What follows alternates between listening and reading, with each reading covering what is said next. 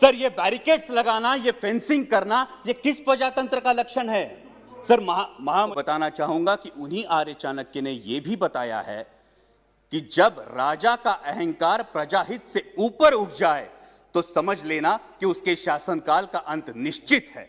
राष्ट्रपति जी ने अपने अभिभाषण में युवाओं के रोजगार की बात की। इस सरकार ने सपना दिखाया था कि सालाना 2 करोड़ युवाओं को रोजगार मिलेगा। अजय मिलना तो छोड़िए, जो हाथ में था वो भी चला गया। आज 1000 नौकरियों के लिए लाख लाख युवा अप्लाई करते हैं, क्योंकि पहले नौकरी लग जाती है, फिर माँ बाप शादी कर देते हैं और 2 साल में कंपनी ब्रेक दे देती है ताकि उसको परमानेंट ना करना पड़े और युवा के भविष्य में अंधेरा छा जाता है। वो है आत्मनिर्भर भारत की। जब हम सबने सुना था कि देश को बिकने नहीं देंगे तो हर किसी को गर्व महसूस हुआ था, लेकिन शायद उसके बाद OLX का विज्ञापन कुछ ज्यादा प्रभावशाली साबित हुआ और वो नीतियों में भी दिखने लगा। बेच डाल, BPCL बेच डाल, BSNL बेच डाल, एयरपोर्ट्स बेच डाल, सीपोर्ट्स बेच डाल। अब डर लगने लगा है कि यह आत्मनिर्भर भारत की बात हो रही है या फिर चुनिंदा पूंजीपति निर्भर भारत की।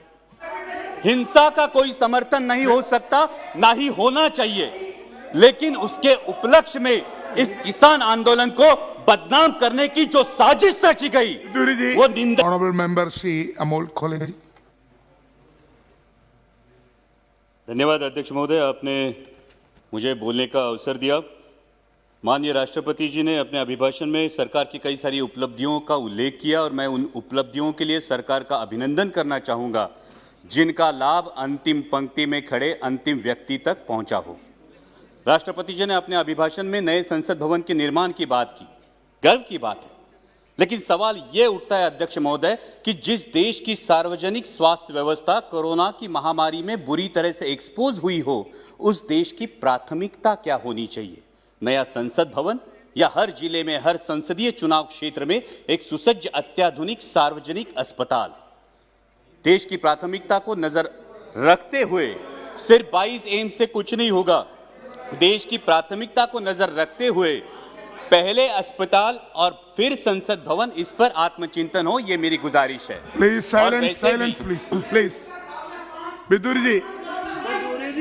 और वैसे भी इस संसद भवन की मांग किसी ने नहीं की है, लेकिन हर सांसद मेरे इस बात से सहमत होगा कि हर संसदीय चुनाव क्षेत्र में MP लैड फंड के तहत होने वाले विकास कामों की मांग जरूर हो रही है।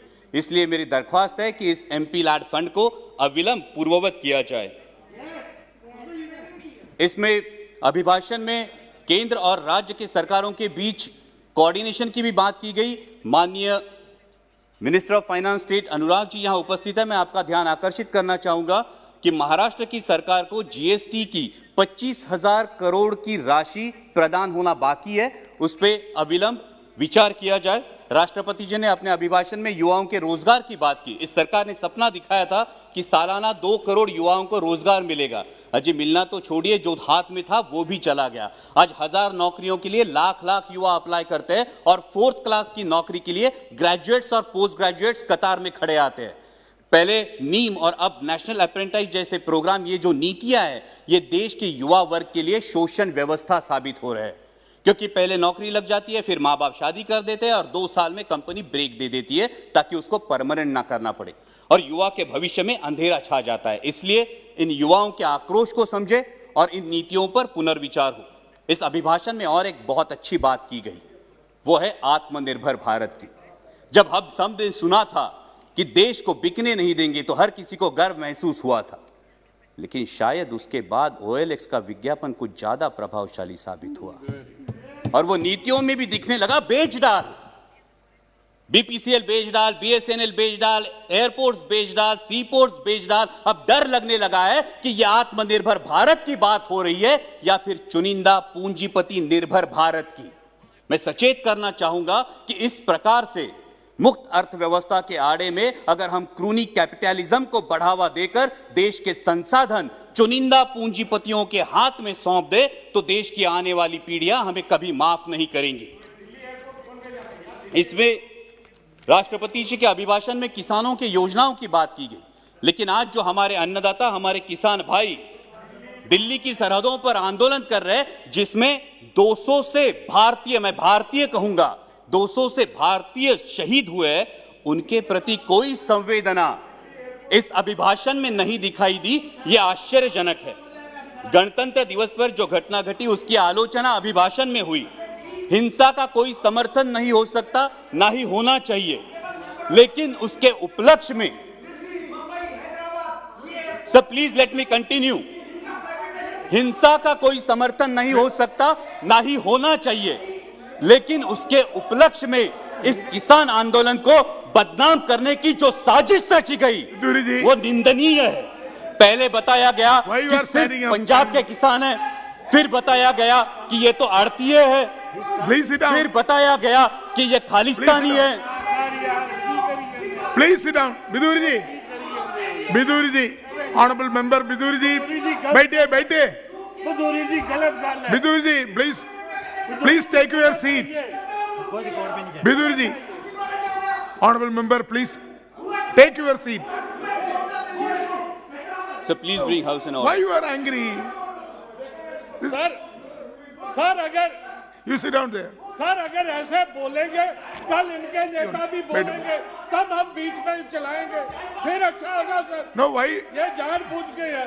Whenever you, नेता बोलेंगे, Viduri ji, whenever you will speak, at that time you can tell everything. Why you are stand up every time? Thank you sir. Please. Sir, गणतंत्र दिवस में जो घटना घटी उसकी आलोचना अभिभाषण में हुई।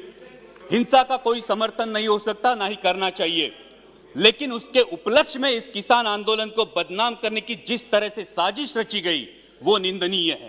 पहले बताया गया ये तो सिर्फ पंजाब के किसान है, फिर बोला गया कि ये तो आड़ती है, फिर बोला गया ये खालिस्तानी है, और फिर तथाकथित आईटी सेल ने और मीडिया के कुछ नुमाइंदों ने उन्हें देशद्रोही करार दे दिया।